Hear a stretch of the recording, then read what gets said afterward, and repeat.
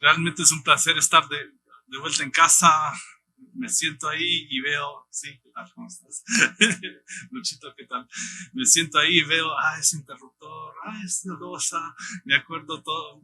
Hay muchas memorias acá y realmente es un placer estar con nosotros, con ustedes, con mi familia. Creo que son 3 años desde que salimos el 5 de febrero del 2020 y tuvimos una gran, ¿cómo se llama? Gran despedida y venimos en junio de 2021 durante las elecciones para sacar nuestras cosas que gentilmente otros misioneros lo sacaron de mi casa, lo pusieron en otro sitio y tenía que apaciguar mi conciencia porque estaban en cosas, pero no vimos a muchos, muy poco incluso, la iglesia nos estaba reuniendo, pero sí, ahora estamos de vuelta acá en carne y hueso y viéndolos a ustedes. Realmente es un placer estar acá. Creo que antes que empiece sería bueno, muchos me van a preguntar, ¿y tu familia cómo está? Ya, seamos latinos y empecemos ahí. Uh, Mis hijos están bien, David y Cindy, viven en Arizona, al oeste de los Estados Unidos, y en febrero del año pasado, no, este año que estoy hablando, este año me hicieron abuelo, pero no se les ocurra llamarme abuelo a ustedes, ¿ya? No soy su abuelo. Yo soy abuelo de Donovan y por ahí hay un movimiento que me quieren llamar Chocho, pero ahí vamos a ver cómo funciona.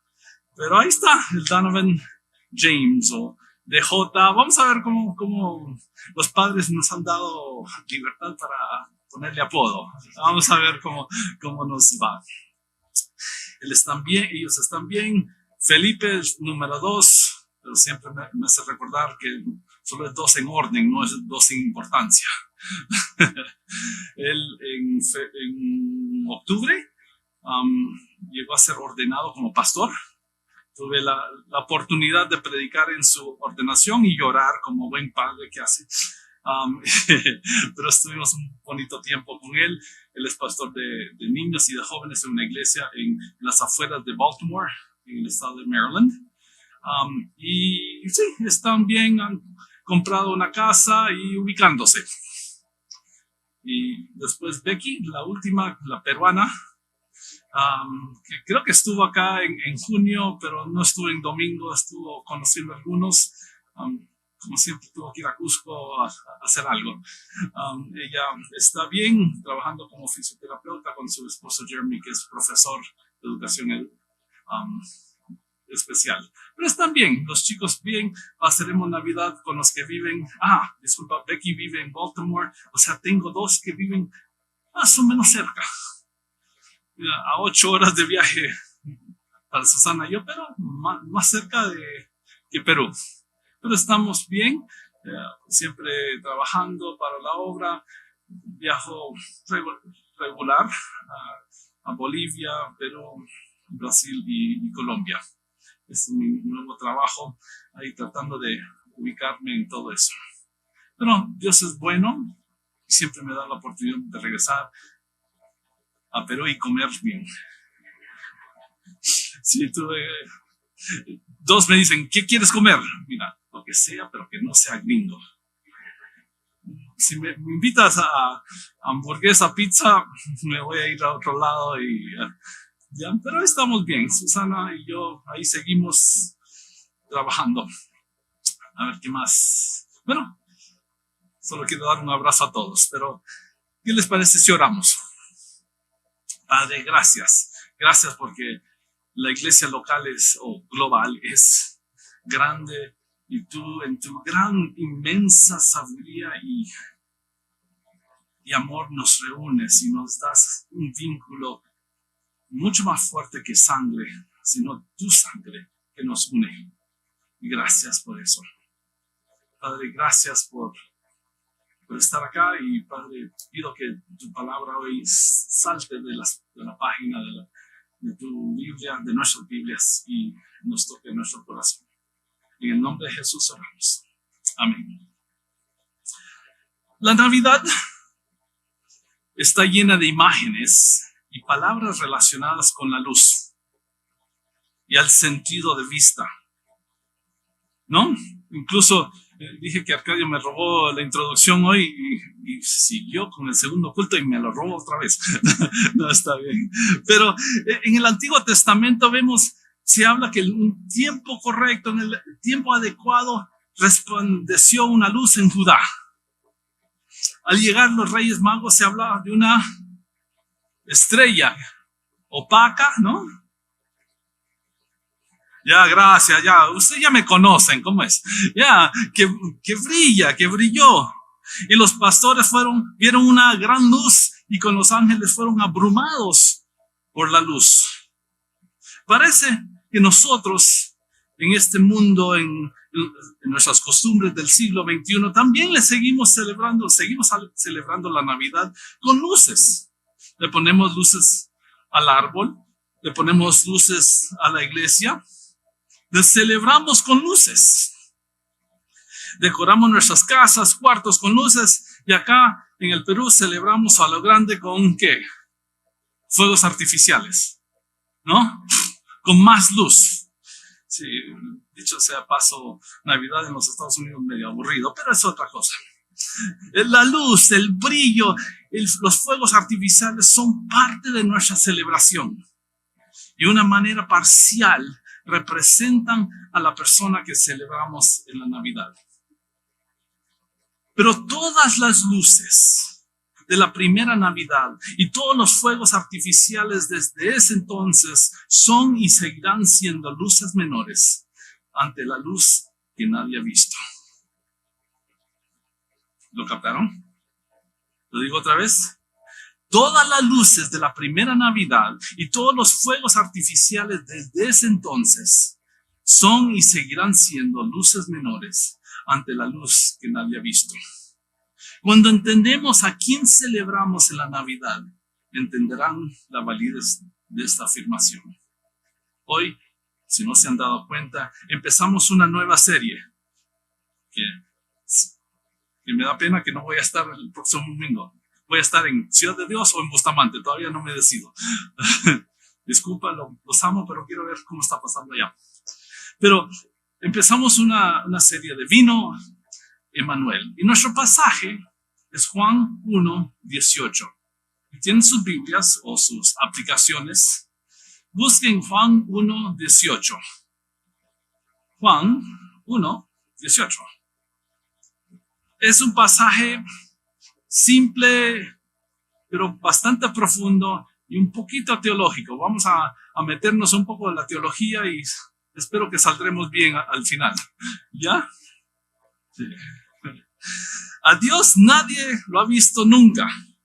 El Hijo unigénito, que es Dios y que vive en unión íntima con el Padre, nos lo ha dado a conocer.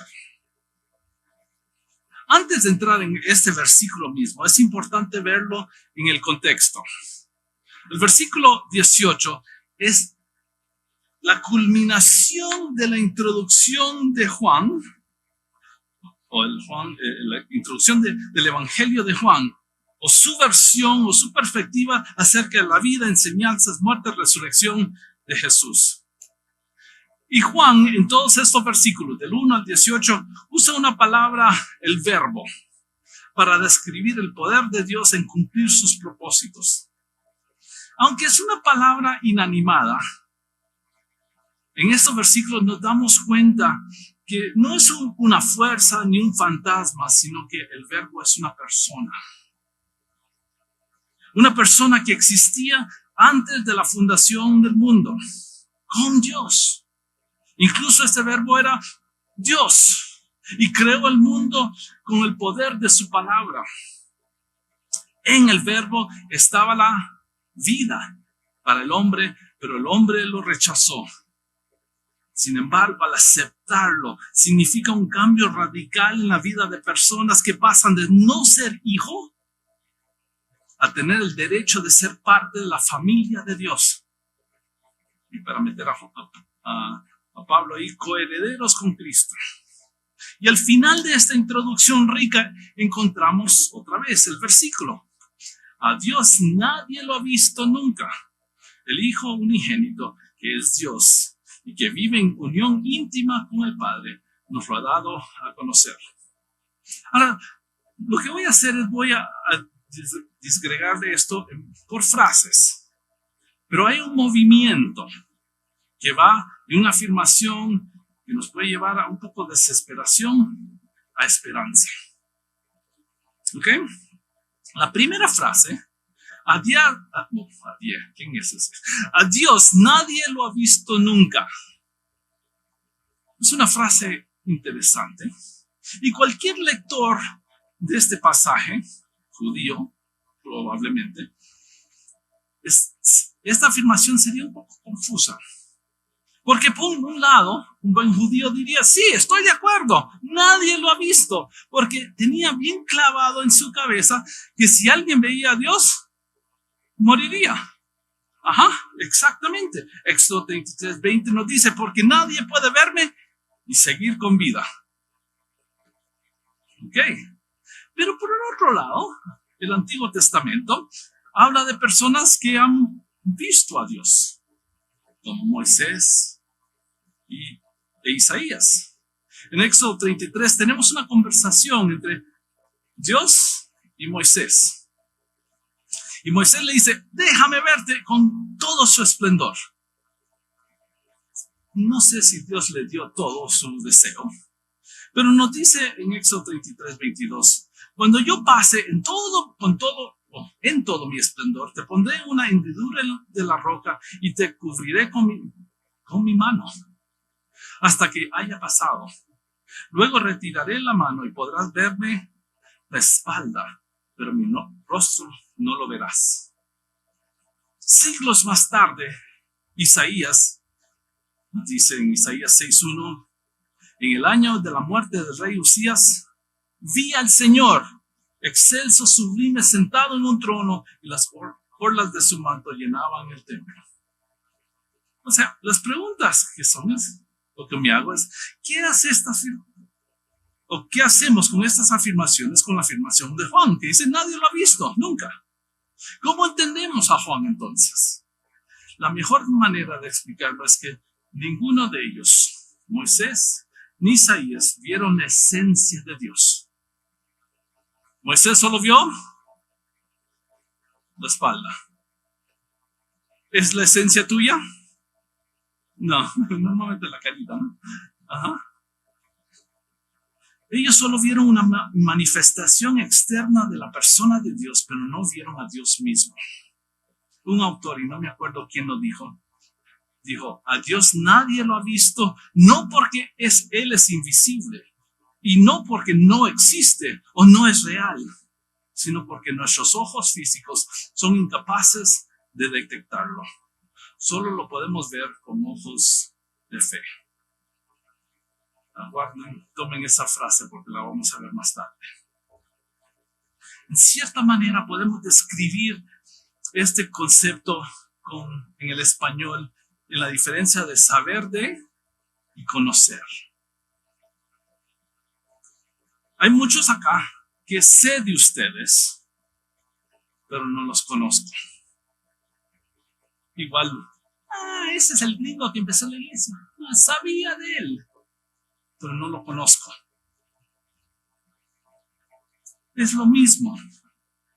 En ese sentido, ese es el sentido de la frase. Ningún humano ha visto la esencia de Dios con sus propios ojos. Muchos en el Antiguo Testamento saben de Dios, pero nadie lo conoce porque no han experimentado su verdadera naturaleza. Si nuestra reflexión quedara ahí, esta frase, este versículo sería un poco deprimente. Nadie ha visto a Dios, nadie lo conoce. Entonces, ¿qué?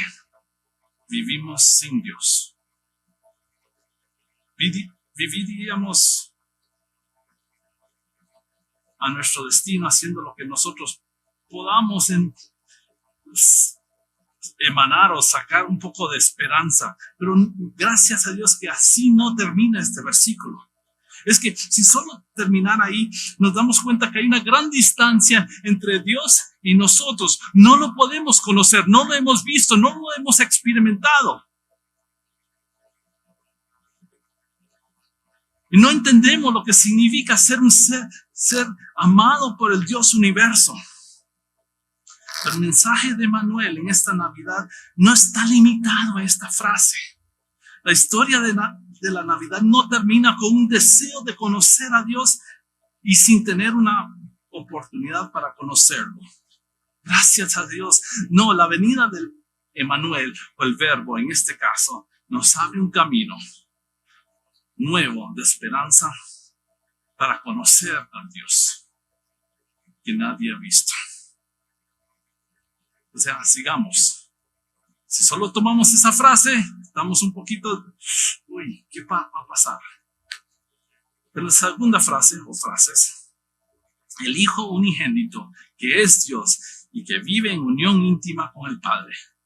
En estas dos frases nos vamos conociendo el actor de aquel que nos va a mostrar el camino al Padre. ¿Y quién es? El Hijo unigénito de Dios. Él es el que va a cambiar nuestra situación. Él es el que nos va a dar vida. Es el que habita en nosotros, pero conoce al Padre. Ahora, es interesante que en este versículo, ¿cómo lo describe a Jesús, al Verbo? Unigénito. Unigénito. No es una palabra que usamos todos los días. ¿Ustedes la usan todos los días? Yo no. Ahora, pero interesantemente no es la primera vez que lo usa. Versículo 14. Y el Verbo se hizo hombre y habitó entre nosotros y hemos contemplado su gloria, la gloria que corresponde al Hijo unigénito del Padre, lleno de gracia y verdad. Hay a veces, hay dos maneras de entender unigénito. Algunos lo entienden o tratan de entenderlo como el concepto de ser engendrado, el único engendrado. Al entender esta palabra se refiere que el Padre engendró al Hijo. O que el Padre es la fuente de la vida del Hijo. Como nuestros padres son la fuente de vida de nosotros. Pero al verlo así, entramos en un dilema teológico. Porque podríamos decir entonces que hubo un tiempo donde el Hijo no existió. Ya, te lo explico así. Yo nací en 1966. Ya, si quieren, febrero, ¿ya? O sea, ya los agarré, ¿ya? O sea, hubo un momento, en febrero, antes de febrero de 1966, hubo un tiempo donde Esteban no existió. ¿Sí o no? Algunos nacieron en el 2000. Ay, qué gracias.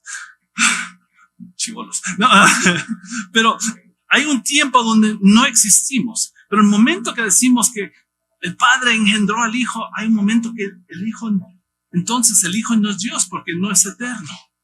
Cantamos Jesús es Dios eterno. Y también decimos que en el versículo 1 que el Verbo estaba con Dios y era Dios. Eso nos lleva a decir, ok, entonces, ¿qué significa unigénito? Unigénito tiene que ver con único, singular, exclusivo, sin par, excepcional. La idea es que el Verbo, o sea, Jesús es el Hijo de Dios en una manera única. No fue engendrado, sino que el Hijo es diferente al Padre.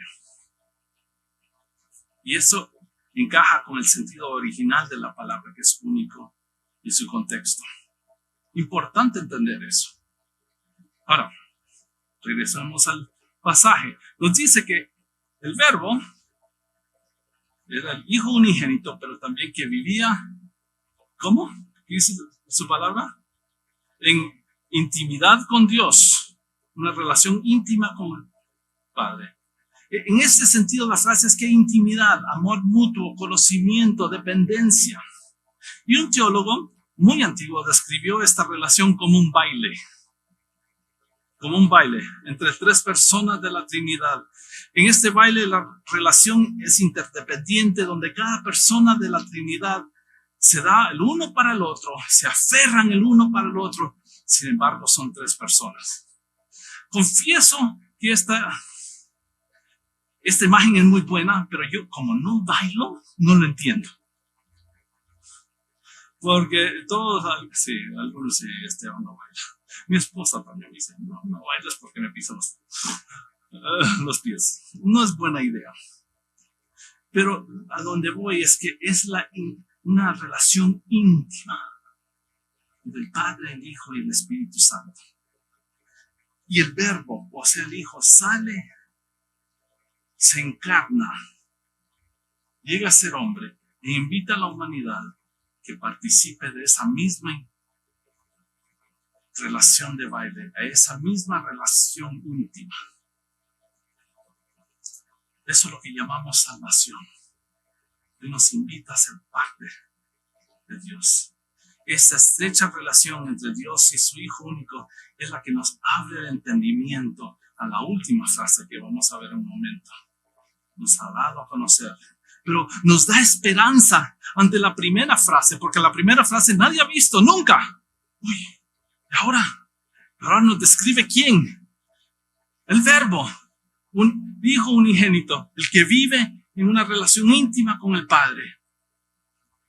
Sí, es verdad, nadie ha visto a Dios en su verdadera esencia. Y nosotros no lo podemos ver con nuestros ojos propios, por nuestra propia cuenta, y necesitamos de ayuda.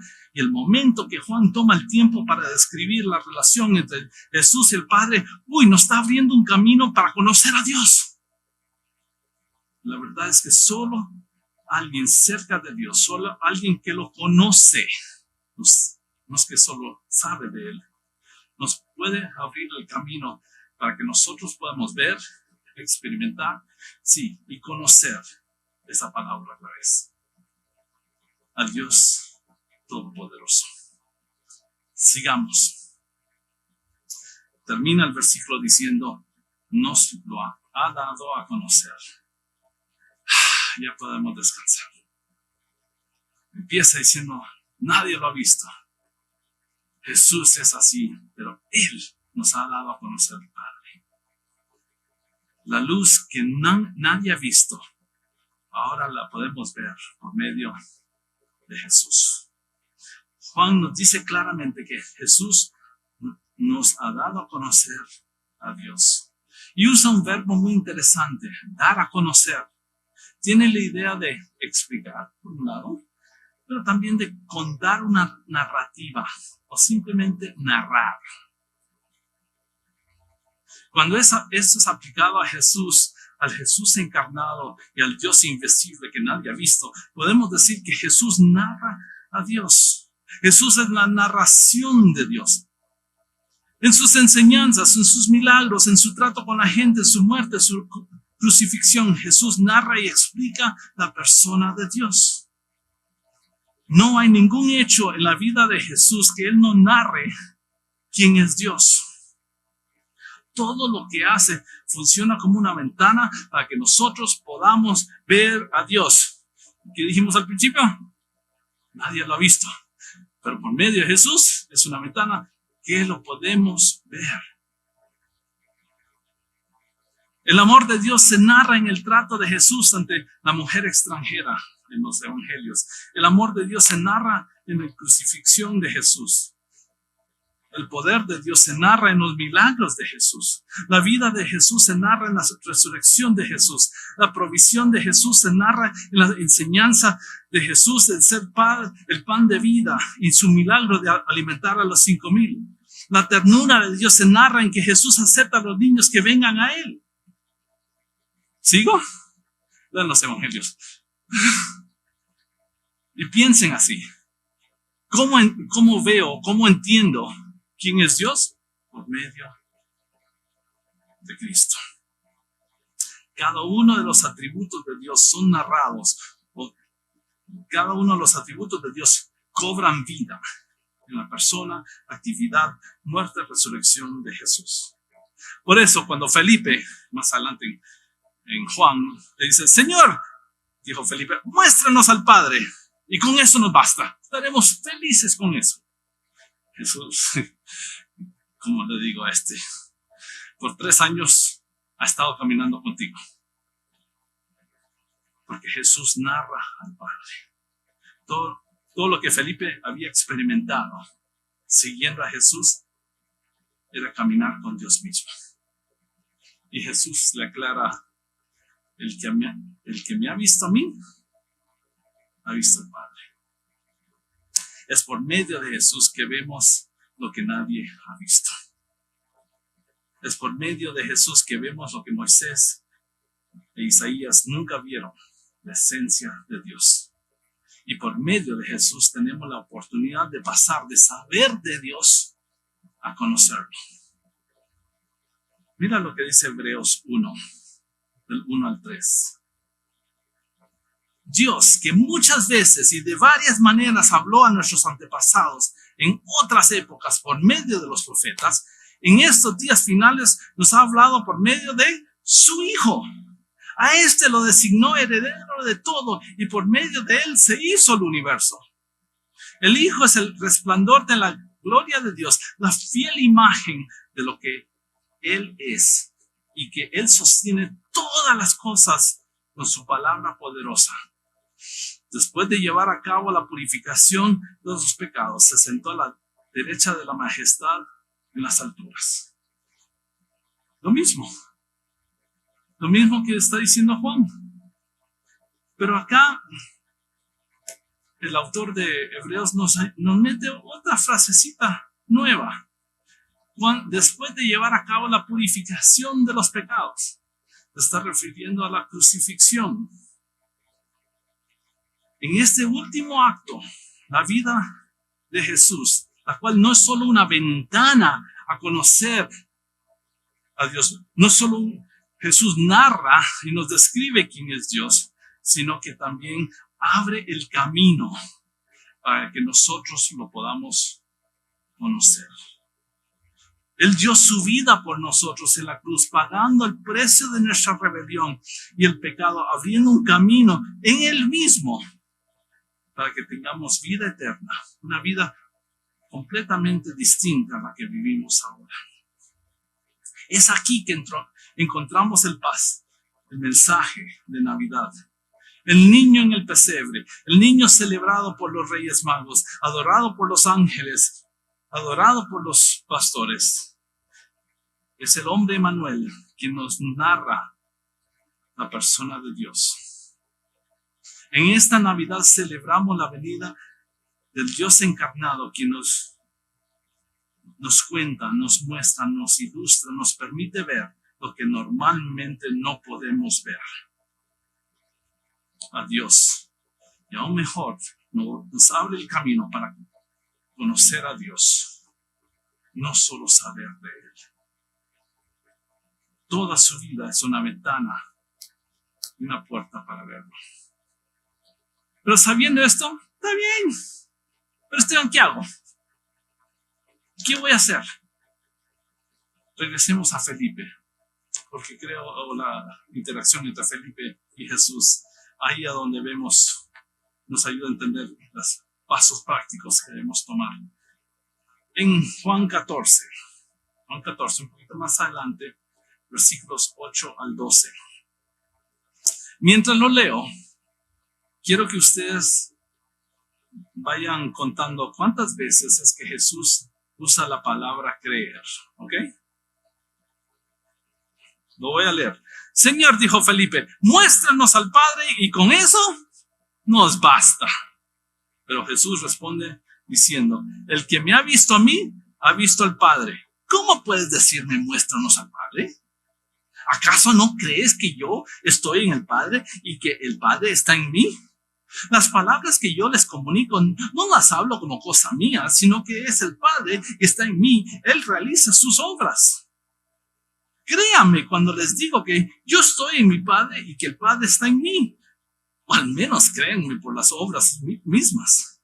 Ciertamente les aseguro que el que cree en mí, las obras que yo hago también él las hará, y aún las hará mayores, porque yo vuelvo al Padre. ¿Cuántas veces? Ya, 4. Algunos me dijeron 10. No, 4. 4. Versículo 10, crean que estoy en el Padre. Versículo 11 lo dice 2 veces, que estoy en el Padre. Versículo 12, crean las obras. En términos bastante teológicos, espero bajarle, pero es importante decirlo. Jesús nos está pidiendo que creamos que Él es la segunda persona de la Trinidad, que Él es Dios. 3 veces nos pide que creamos que Él es Dios. El desafío durante la Navidad es creer que Jesús, el Hijo encarnado, el Verbo hecho carne, el Emmanuel, es Dios mismo. Y es posible que ustedes que han ido a iglesias por mucho tiempo me digan, ya Esteban, que viniste desde los Estados Unidos solo para decirme eso. Sí, exactamente, lo captaste muy bien. Muy bien. Porque ¿sabes por qué digo eso? Porque hoy vivimos una crisis de creencia. Creemos de todo. Creemos de todo. Y eso ha polarizado sociedades, ha llevado a destruir familias y nos perdemos en razonamientos ilógicos. Pero se nos ha olvidado que nuestro desafío más grande es creer que Jesús es Dios. De esta verdad emanan muchas otras verdades. Entonces digo, si no creemos que Jesús es Dios, no tenemos salvación. Si no creemos que Jesús es Dios, sus enseñanzas, su muerte, su resurrección y su ascensión no significa nada. Y la palabra de Dios no sirve. Y si no fuera poco, si Jesús no es Dios, no tenemos vida juntamente con Dios. No tenemos agua que sacia lo más profundo de nuestro ser. No tenemos vida eterna. Seguimos perdidos en oscuridad y seguimos sabiendo de Dios, pero no conociéndolo. Y disculpe, amigos, yo no quiero vivir así. Yo no quiero vivir así. Jesús es Dios. Y porque Él es Dios, tenemos salvación, porque Él es Dios, sus enseñanzas, su muerte, su resurrección, su ascensión significan algo. Porque Jesús es Dios, tengo vida juntamente con Él. Porque Jesús es Dios, tengo agua que sacia lo más profundo de mi ser y tengo esperanza y no vivo en la oscuridad. El trabajo más grande que nos toca a nosotros es creer que Jesús es Dios. Pero, Esteban, ¿qué significa creer en Jesús? Voy a empezar con lo negativo primero. Creer nunca es una acción meramente intelectual. Nosotros humanos somos muy buenos en saber algo, pero no ponerlo en práctica. Somos recontra buenos. Sí, yo creo que Jesús es Dios, pero hago lo que me da la gana. Creer nunca es meramente un ejercicio mental e intelectual. La Biblia dice que el demonio se saca un 20 en el examen. Si le preguntan al diablo, ¿tú crees que Jesús es Dios? Sí. Bueno, ¿vive así? No. Sin embargo, creer siempre tiene un aspecto de entrega, de una confesión y rendición. Creencia demanda que yo entregue, hasta deseche mis conceptos por creer en Cristo. Creencia demanda una confesión. Más adelante en Juan, Tomás dice, Señor mío Dios mío. Él confiesa después de un tiempo de dudas, dice, no, Él es mi Señor y mi Dios. Él no sigue viviendo en un mundo superficial, o mejor dicho, no podemos vivir en un mundo superficial sin confesar abiertamente en palabra y en palabra y en hechos diariamente que Jesús es nuestro Señor y Dios. Creencia también demanda que nos rindamos.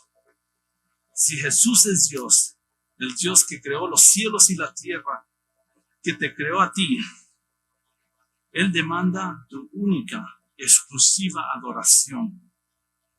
Otra vez, en palabra y en hechos. Es que creer no es simplemente pensar, sí, está bien. Me tengo que rendir ante el Dios soberano que me creó. Y muchos de nosotros jugamos con esa idea. Pensamos que es Dios, pero actuamos como si no fuera.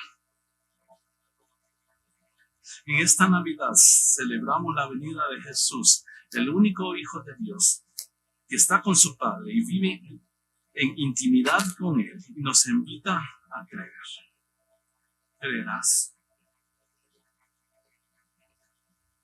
¿Creerás? Muy simple. ¿Creerás? Quiero invitarles a que inclinemos nuestros rostros y respondamos a esa pregunta. ¿Creeremos? ¿Creemos? ¿Crees que Jesús es el Señor de tu vida? ¿Cómo lo muestras? ¿Cómo muestras que Él es el Señor de tu vida y también el Señor del universo?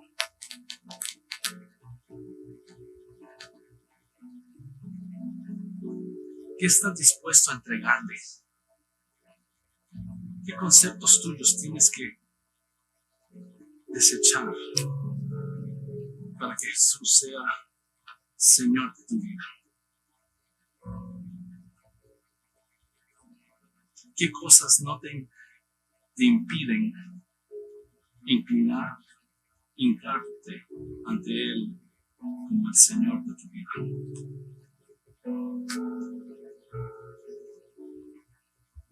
Entiendo que cada uno de nosotros sufrimos y luchamos con esa creencia. Pero ¿qué puedes hacer mañana o más tarde para aumentar tu fe? Un padre en los evangelios le dijo a los discípulos: oh Jesús, ayúdame con mi fe. De repente tienes que orar eso. Pero la pregunta que te hago es: ¿creerás en palabra y en hechos? ¿Creerás diariamente que Jesús es tu Señor? Dios, Padre, no merecimos el regalo de tu Hijo. Él vino sabiendo que muchos de nosotros lo íbamos a rechazar. Incluso cada uno de nosotros aquí te hemos rechazado. Te hemos rechazado al no adorarte como Dios. No te hemos rechazado porque no hemos tomado en serio tus palabras. Te hemos rechazado porque no te hemos reconocido como el Señor de nuestras vidas. Pero aún así nos persigues y nos amas y diste tu vida por nosotros. Resucitaste para darnos vida y estás a la diestra del Padre intercediendo por nosotros. Padre, nos humillamos ante esa gracia y ese favor tuyo para con nosotros. Padre, en esta mañana, obra en la vida de mis amigos acá, de mis hermanos. Cada uno está en una etapa diferente de su vida. Algunos solo saben de ti y tristemente están felices ahí. Otros te conocen un poco. Padre, yo reconozco que necesito que aumentes mi fe. Obra en mí. Nos humillamos otra vez, reconociendo nuestra falta de fe. Y a su vez, reconocemos nuestra necesidad de ti. Obra, Padre, en cada uno de mis hermanos aquí, para que juntos podamos darte la honra, la gloria, el honor por los siglos de los siglos. Amén.